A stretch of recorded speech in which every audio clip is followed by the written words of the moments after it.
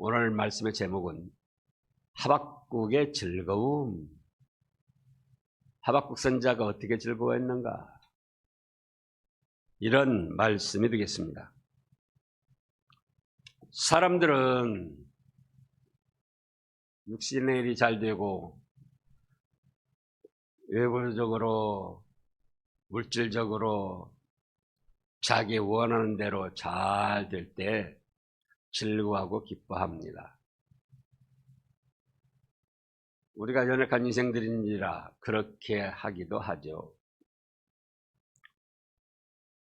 그러나 하박국 선지자는 그런 외부적인 조건, 환경이 좋아지고 물질이 풍부해져서 즐거운 것이 아니라 여러 가지 어려움이 있는 중에도 하나님으로 인하여 즐거운 생활을 했습니다.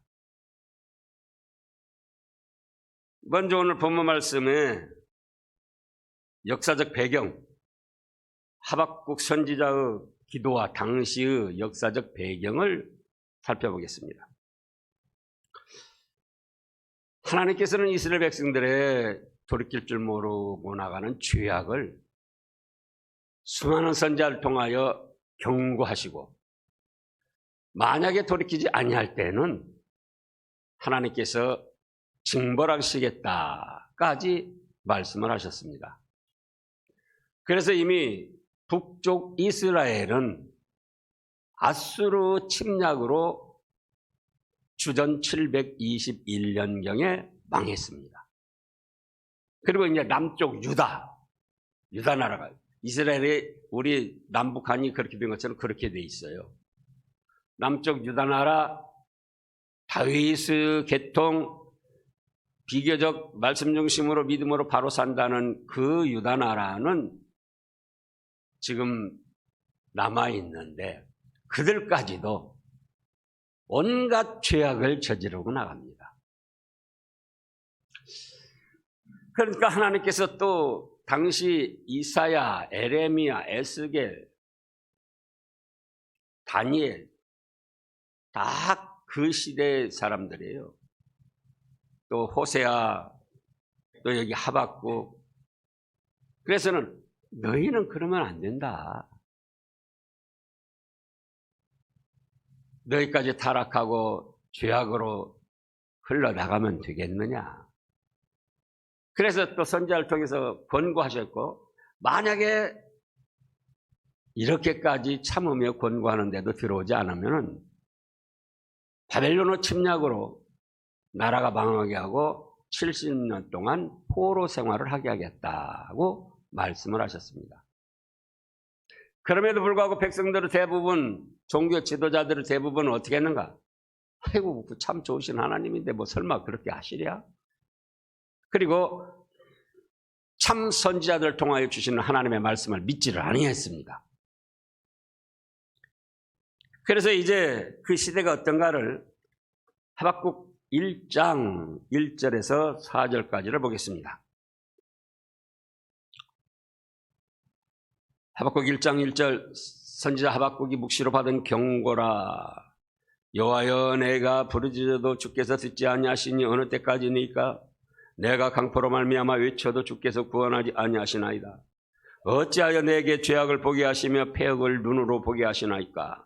겁탈과 강포가 내 앞에 있고 변론과 분쟁이 일어났나이다. 이러므로 율법이 해이하고 정의가 전혀 시행되지 못하오니 이는 악인이 의인을 애워쌌으므로 정의가 굳게 행하여 감인 짐이다. 이런 시대였다 그거예요. 겁탈, 강포,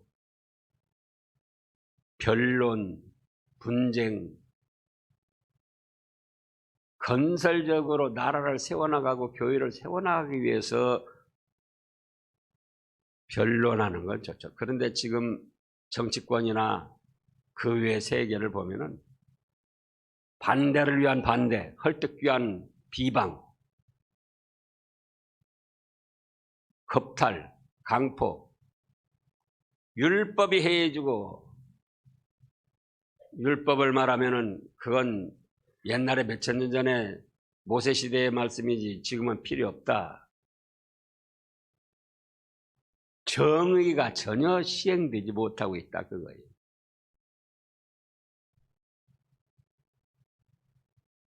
그러니 하박국 선지자가 이런 때 어찌하면 좋겠습니까?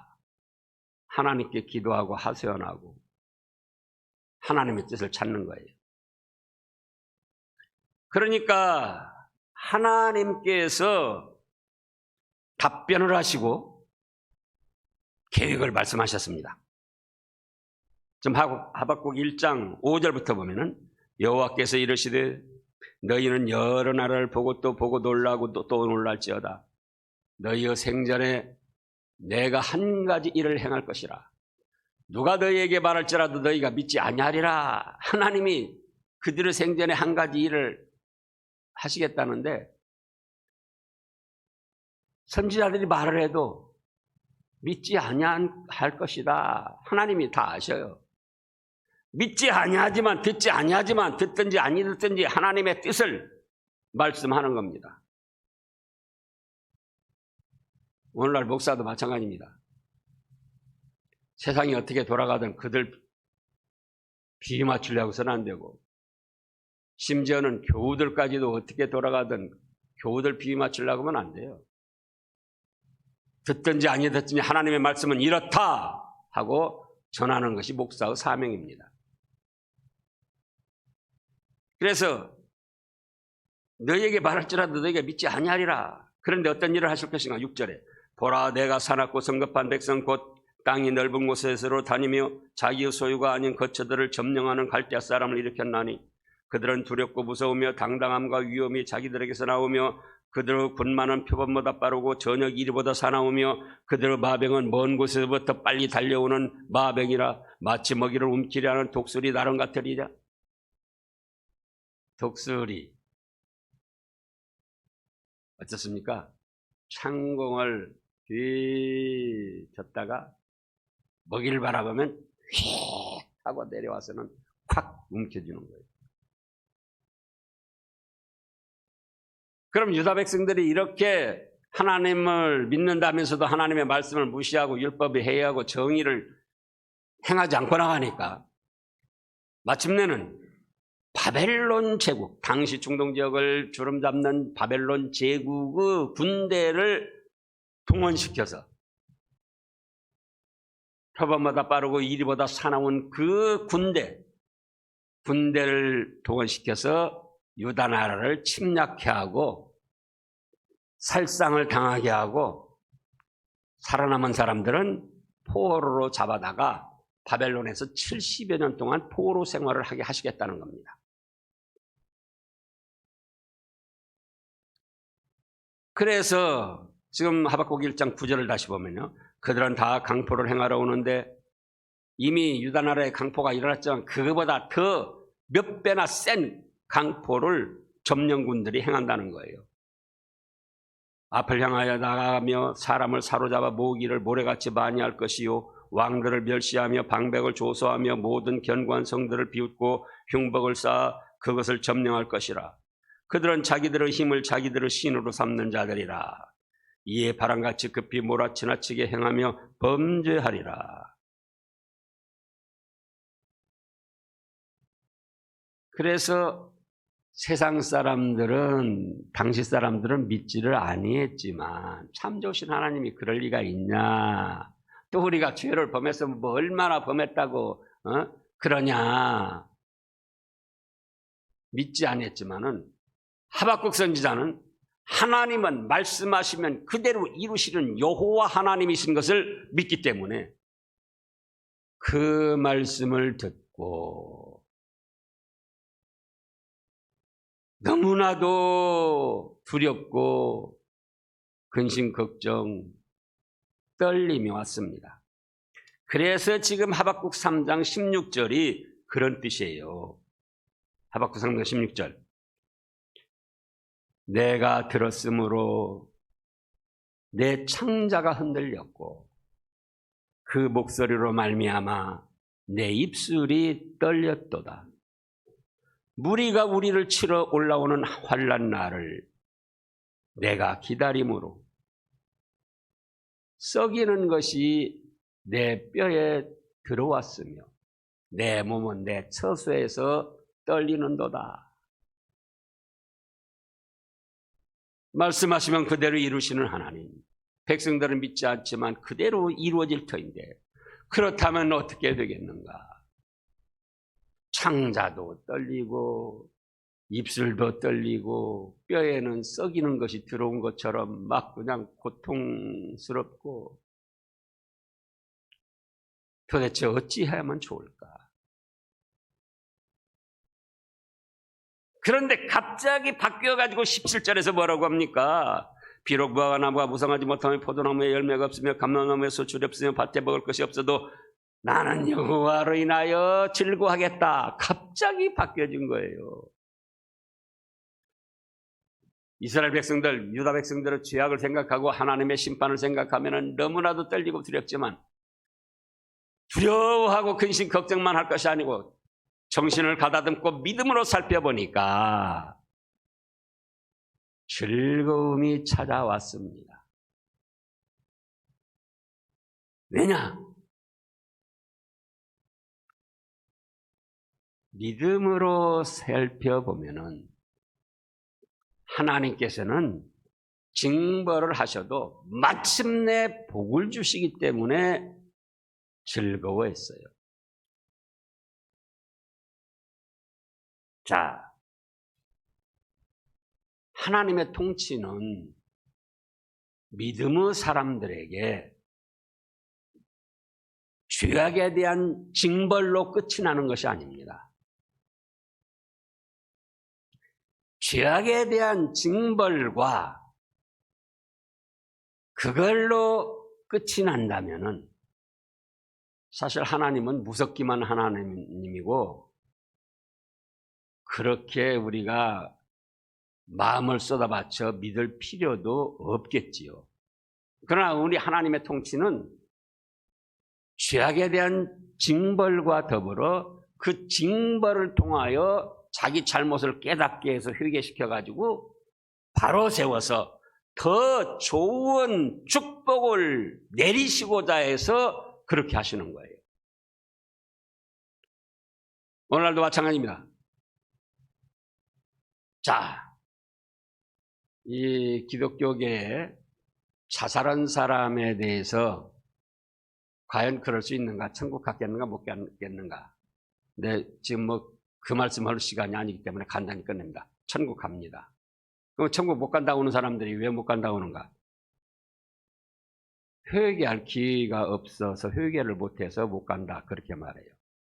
그런데 죽어가는 순간에도 영과 마음은 회개를 하는 거예요.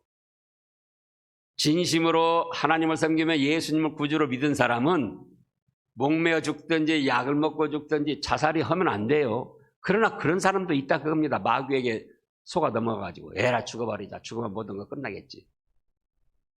그런데 외부에서는 모르지만 죽어가는 순간에도 참으로 믿은 사람은 하나님 앞에 자기의 자살 죄를 회개하고 용서를 받으면서 숨을 거두는 거예요. 그런 것처럼 이미 바벨론이 침략을 해가지고 반항하는 사람들, 뭐 적군들이 지금 러시아, 우크라이나 침략하고 우크라이나가 다시 반격하고 그런 것처럼 막 거침없이 죽이는 거예요. 그렇지 않으면 내가 죽으니까. 그래서 그들은 표범같이 빠르고 이리같이 사납기 때문에 무자비하게 유다 백성들을 죽입니다. 그러나 죽이는 것으로 끝나는 것이 아니고 거기에서 죽어가면서도 회개를 하는 거예요. 그동안 하나님께서 선지자를 통해서 얼마나 많은 말씀을 해주셨는데 우리가 믿지 않고 불신하고 끝내 고집을 하니까 결국은 말씀하신 대로 바벨론이 침략하고 우리가 이렇게 비참하게 죽었는데 주여 이 죄를 용서하여 주시옵소서. 지난주에도 그랬잖아요. 고재봉이가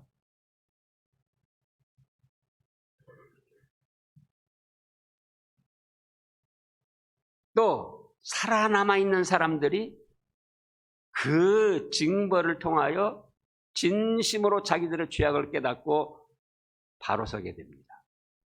그래서 결국은 하나님의 징벌은 징벌로 끝이 나고 지옥 멸망당하는 게 아니고 그 징벌을 통해서 자기 죄를 깨닫고 회개토록 해서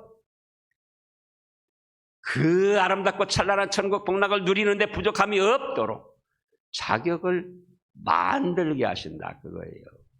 그래서 또 욥기서 5장을 보면은 거기에 또 제가 처음에 믿음 생활하면서 온전히 믿지 못하니까 저도 징계도 많이 당했지요. 그런데 이 욥기서 5장 말씀을 보고는 힘을 얻었어요. 욥기서 5장 17절부터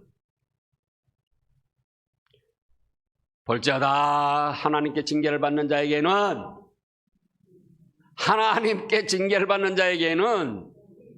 복이 있나니 그런즉 너는 전능자의 징계를 없인 여기지 말지니라. 하나님은 아프게 하시다가도 싸매 주시고 상하게 하시다가도 그 손으로 고치시나니 6가지 환난에서 너를 구원하시며 7가지 환난이라도 그 재앙이 네게 미치지 않게 하실 것이다. 저도 처음 믿을 때부터 온전히 믿지를 못했기 때문에 또 그때 저는 몰랐지만 하나님께서는 저를 장차 하나님의 종으로 세워서 쓰려고 하니까 자꾸 세상에 빠지고 그러니까 징계를 많이 받았어요. 도대체 내가 그래도 믿을 생각을 하고 이렇게 하는데 왜 이렇게 안 좋은 일이 있을까? 이거 믿지 말아야 될까? 그런데 어느 날 딱 큰 이 말씀이 들어오는 거예요. 볼지어다 하나님께 징계를 받는 자는 뭐가 있다? 화가 있는 것이 아니고 복이 있습니다. 그래서 하나님은 아프게 하시다가도 죄악을 깨닫고 회개시켜서 싸매주시고 상하게 하시다가도 그 손을 고쳐주시고 그래가지고 마침내 6가지 환난이 와도 7가지 환난이라도 다 구원하시고 보호하신다. 그런 하나님이신 것을 생각하니까 창자가 떨리고 입술이 떨리고 뼈가 막 썩이는 것이 들어온 것처럼 고통을 당하다가 우리 하나님은 징벌만 하시는 것이 아니고 징벌을 하셔서 그 징벌을 통하여 깨닫게 하셔서 회개시키고 말씀에 바로 세워가지고는 더 큰 복을 주시는 하나님이신데 하나님 감사합니다.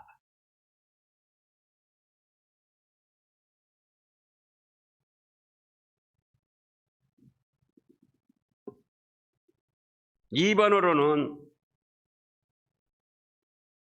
육신의 고통을 당하고 물질의 소득이 없어도 즐거웠습니다.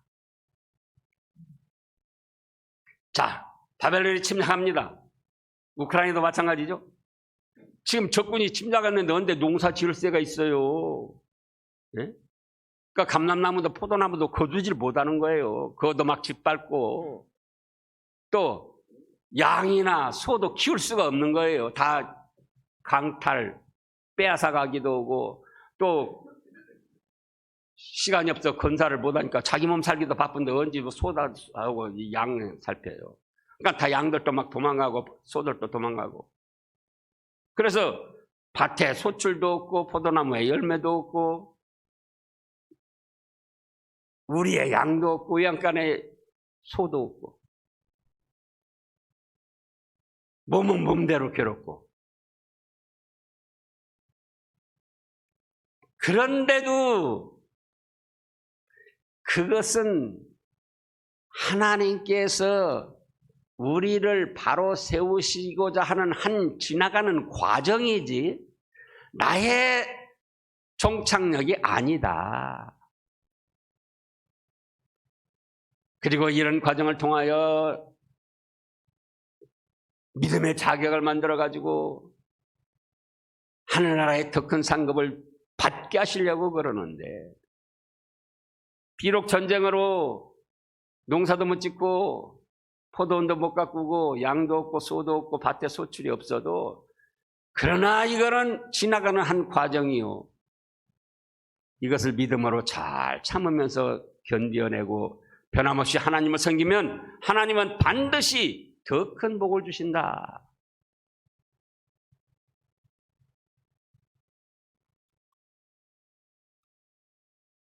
그렇게 생각하니까 덜덜 떨리고 입술도 떨리고 뼈가 썩이는 것 같은 고통을 당하던 하박국 선지자 마음에 뭐가 왔어요? 즐거움이 왔다 그거예요. 즐거움이.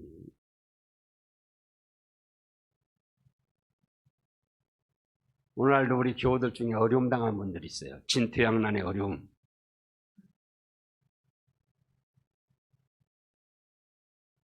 제가 그분들을 위해서 기도하고 염려하고 근심을 합니다. 그러다가 하나님의 감동이 옵니다. 야, 김성진 목사야, 네가 그 성도를 더 사랑하냐? 하나님인 내가 더 사랑하냐? 네가 겉으로 그 성도를 사랑하는 걸 전하고 염려해서 기도를 하지만 너 그 성도에게 해준 거 뭐 있냐? 나는 그 성도를 위하여, 그 아무개 집사를 위하여 내 아들 예수 그리스도를 희생시켰고 천국까지 예배해놓고 지금 연단시키면서 인도하는데 네가 얼마나 네가 사랑하고 위해주는 척하면서 그렇게 염려하고 근심하고 기도하냐? 딱 그런 감동이 들어오는 거예요. 그때 염려 근심으로 기도하던 것이 찬송으로 바뀌어집니다. 하나님 그렇습니다. 오늘 숨을 쉬는 것 감사, 내 뜻대로 한데도 감사. 좀 배우려고 하는데 잘 안 되네요.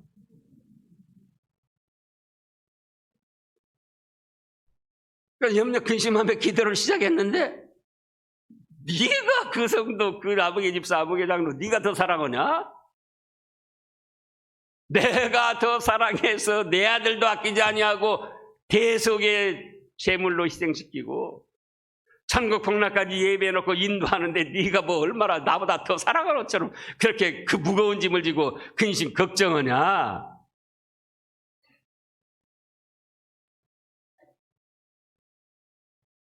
찬송이 나오는 거예요. 그렇습니다. 우리 하나님은 그러신 분이에요.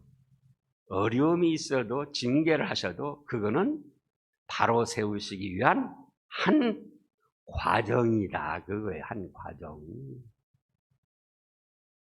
그걸 통해서 믿음의 자격을 만들어가지고 더 엄청난 축복을 해주시려고.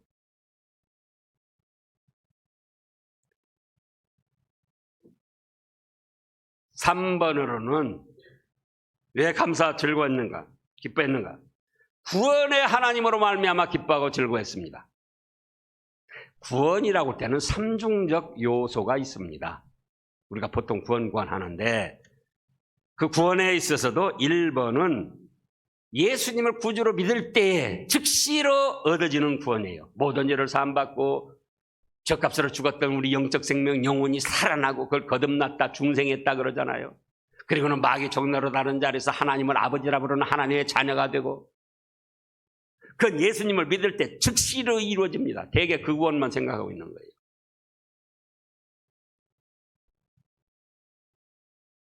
이번으로는 현재 삶의 위기나 곤란에서도 건져주시고 구원해 주시는 하나님이십니다. 영혼만 구원해 주신 것이 아니고 현재 우리가 목숨의 위협을 받는 진퇴양난의 곤란한 자리,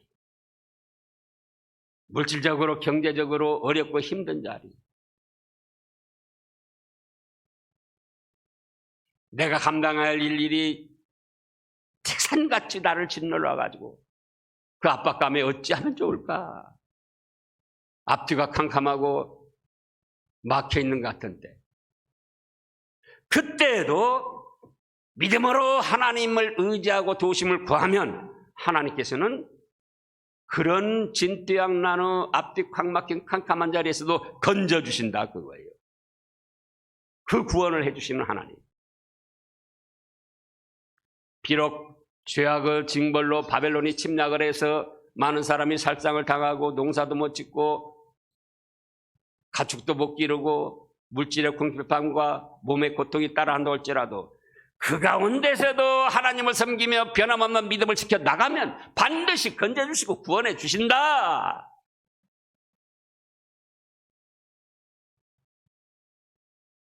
자, 그 산 증인들이 수없이 많이 있어요. 성경에. 저도 구원해 주셨고요.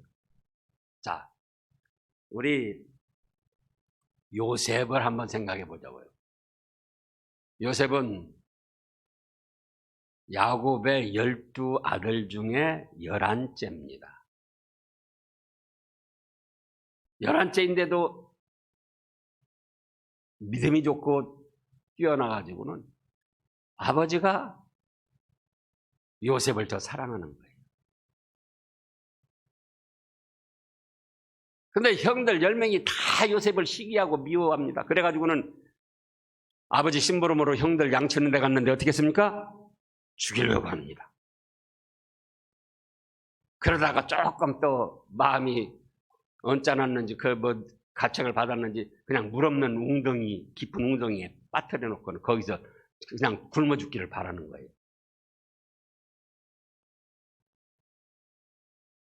어떻게 됩니까? 형들 10명이 다 죽이려고 하다가 물 없는 웅덩이, 깊은 웅덩이에 빠뜨려가지고 혼자 도저히 나올 수 없는 그곳에. 앞뒤가 각 막히고 하늘만 바라보이는데. 들이기 때문에, 산이기 때문에 누가 양치는 산 들이기 때문에 도와줄 사람도 없고. 거기서도 요셉은 기도를 하는 거예요. 하나님을 믿고 의지합니다. 그랬더니 또 형들이 조금 마음이 변해가지고 야, 우리가 저렇게 죽이느니 팔아먹자. 팔아먹으면 돈도 벌고 우리 손으로 직접 해결 안 해도 해결이 된 것이고 그럼 팔아먹었잖아요. 그래가지고 어디로 갔습니까? 이집트의 보디발 군대 대장네 집에 종으로 팔려갔습니다. 거기서도 또 누명을 쓰고 감옥에 갇혔어요. 그것도 보디발 군대 장관의 아내를 범하려 했다는 아주 치욕스러운 누명을 쓰고. 그러니 길이 없어요. 앞뒤가 칵 막힌 겁니다. 그런데도 변치 않고 하나님을 섬기며 의지하니까 마침내는 하나님께서는 거기서 건져주셔가지고 뭐가 되겠습니까? 이집트의 총리가 되게 하셨습니다.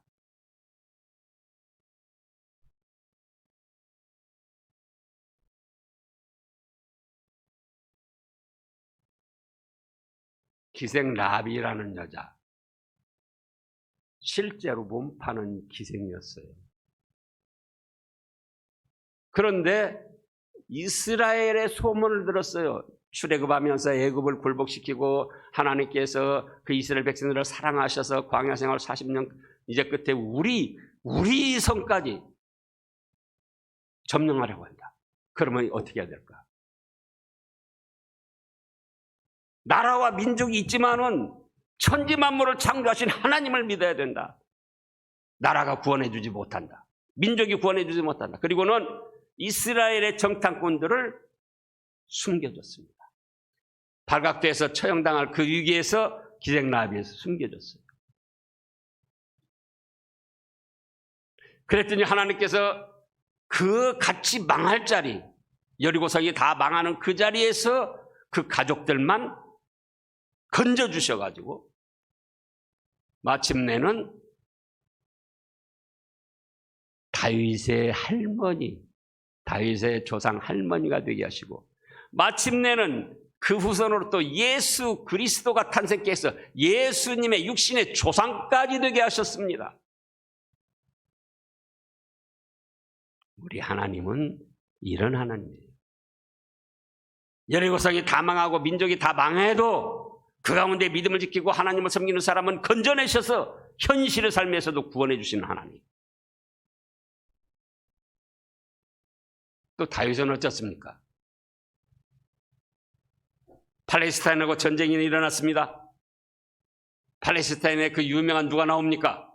골리앗. 키가 3m가 넘는 자이언트 거인 골리앗이 나와가지고 이놈들 너희는 오늘 내 밥이다. 이스라엘 왕으로부터 장군 병사들 다 죽음이라도 숨을 것처럼 다 숨어가지고 나오지 못하는데 소년 다윗이 아버지 신부름 갔다가 뭐라고 합니까? 내가 저걸 처치하겠습니다.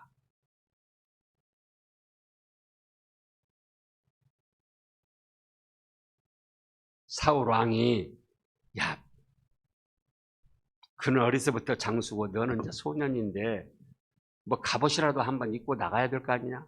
내 갑옷, 특별히 왕의 갑옷을 준 거예요. 근데 작아가지고 왕의 갑옷을 소년 다윗에게 입히니까 오히려 걸리석거리고 활동을 못하는 거예요. 야, 안 되겠다.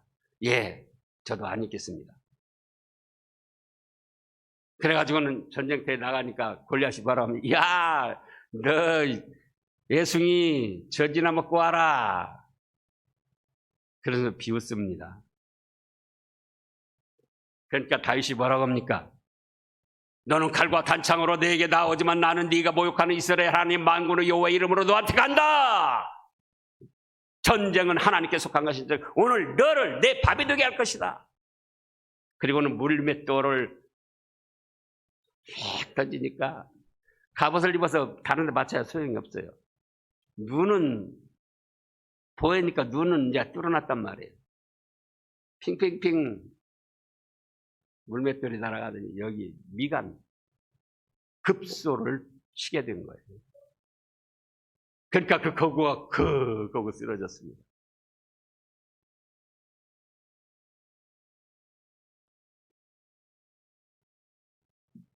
다니엘은 또 어떻습니까? 우상에게 절하지 않는다고 다리오 왕이 사약을 쓰게 집어넣었잖아요. 또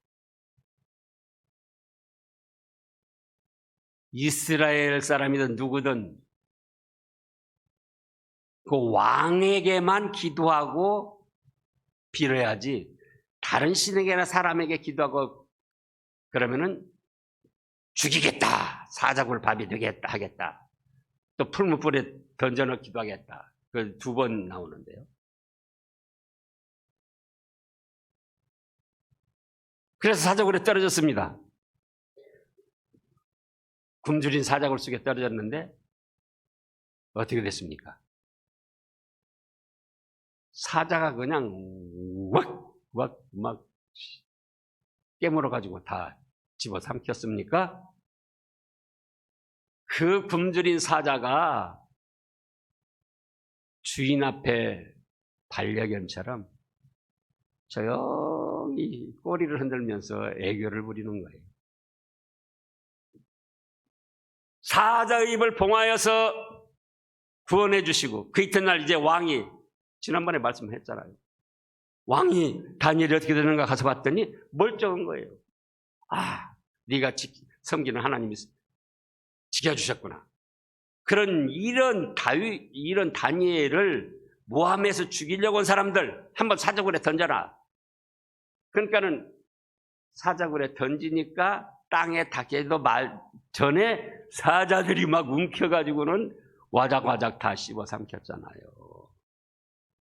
우리 하나님은 믿고 의지하면 징계 가운데서도 징벌 가운데서 심판 가운데서 어디서든지 구원하시고 보호하시는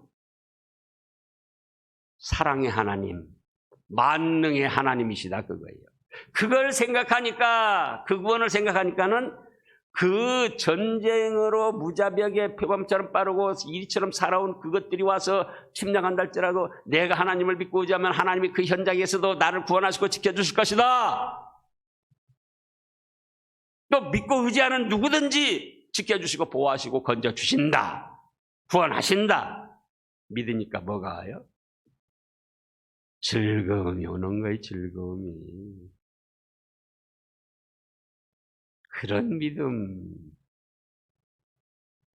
체험해 보셔야지 돼요. 진띠양나나 캄캄한 흑암에서 주님을 믿고 의지했더니 그것이 해결이 되고 벗어나게 되고 막혔던 길이 열리게 되고 막 꼼짝 못하게 얽혔던 줄들이 하나하나 슬슬 풀리고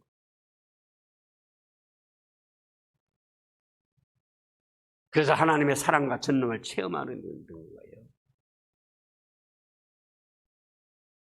3번으로는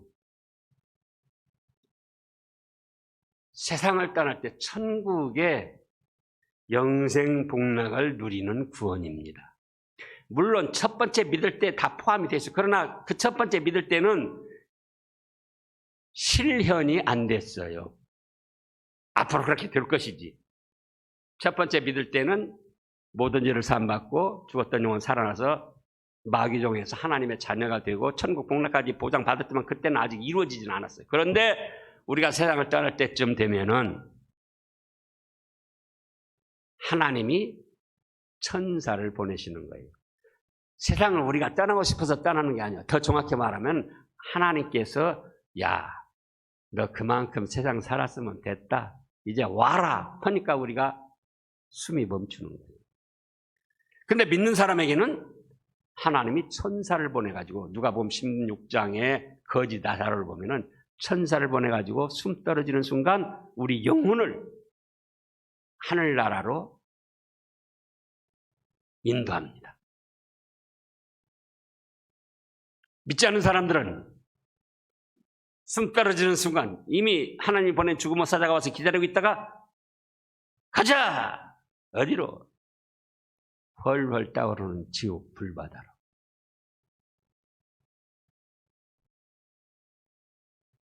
그래서 비록 전쟁으로 인한 살상으로 인한 죽음이 온다 할지라도 죽기 전에 회개하고 돌이킬 것이며 믿음의 사람에게는 천사들을 보내서 천국으로 불러올려 영생 복락을 누릴 그 구원을 생각하니까 그래 죽어도 좋다. 천국의 그 아름답고 찬란하고 영광스러운 그 축복의 세계에 들어가니 죽어도 아이고 죽기 싫으시죠? 죽어도 좋다. 그러니까 죽음 앞에서도 전쟁 앞에서도 몸의 고통과 물질의 궁핍 가운데서도 감사가 나오고 즐겁고 기쁨이 나오는 거예요. 우리가 그런 믿음까지 가야지 돼요. 괜히 육신적으로 좀 의지할 것 없어서 그냥 마음 안정시키려고 또 육신적으로 외부적으로 모든 것이 잘 만사형통되게 그런 것만 바라서는 안 되죠. 그건 덤으로 따라오는 것이고 우리가 정말 구원받는 것은 죽는 순간 사람에게 한번 죽는 것은 하나님이 정하시는 것이 구에는 심판이 있는데 그 심판대 앞에서 서지 아니하고 바로 천국의 영생 복락의 세계로 들어가는 거예요. 그 구원을 생각하니까 그래 바벨론 표범같이 빠르고 이리같이 사나운 그 자들이 와서 침략을 하고 정복을 한다 할지라도 좋다. 하나님이 그 가운데에서도 지켜주실 것이고 만약에 내 수가 다해서 그런 때 죽는다면 죽어도 천국 영생 복락이니 하나님 감사합니다. 나의 갈 길 다가도록 예수 인도하시니 어려운 일 당한 때도 족한 은혜 주시네. 믿음으로 사는 자는 하늘 위로 받겠네. 무슨 일을 만나든지 만사형통하리라. 무슨 일을 만나든지 설사 죽어도 천국 복락 누린다. 그래서 구원의 하나님으로 인하여 즐거워하고 어떻게 했습니까? 그 다음에는 19절에 주 여호와는 나의 힘이시라 나의 발을 사슴과 같게 하사 나를 나의 높은 곳으로 다니게 하시리로다. 사슴 농장에 저도 가봤어요. 사슴들이 꽃무늬 사슴도 있어요. 그래서 어쩐가 가볍게 사뿐 바벨론 침략으로 인한 죄악의 징벌로 인한 어려움이 있다 할지라도 농사도 못 짓고 거두는 것이 없다 할지라도 이렇게 구원의 하나님이 있기 때문에 그 구원의 하나님을 힘으로 삼고 현실의 어려운 환경이지만은 즐거움으로 발걸음을 사슴 발걸음처럼 가볍게 사뿐 그래서 천국을 향한 높은 믿음의 세계를 걸어간다는 거예요. 그래서 또 그것을 노래, 이제 이 가사를 해가지고 노래로 해서 하나님께 찬양을 했던 것입니다. 우리도 그런 믿음까지 승화되어서 현실의 어려움을 이기고 승리하는 여러분 되시기를 축원합니다. 기도하겠습니다. 주님, 저희가 괜히 믿는 것이 아닙니다. 이런 사랑과 능력을 가지시고 진퇴양난의 삶의 위기에서도 보호하시고 건져주시며 믿을 때에 죄를 용서해 주시고 죽었던 영혼 살려서 하나님의 자녀로 삼아서 마침내는 천국 복락의 영원한 축복을 누리게 하시기 때문입니다. 믿게 하여 주시옵소서. 또 저희도 믿음과 더불어 하박국 선지자 같은 믿음까지 승화되어서 하나님을 기쁘시게 할 뿐만 아니라 하나님으로 인하여 기뻐하고 즐거워하며 저희들의 생이 어디서나 어떤 환경에서나 즐겁고 평안하고 승리하는 삶이 되게 하여 주시옵소서. 예수님의 이름으로 감사 기도드리옵나이다. 아멘.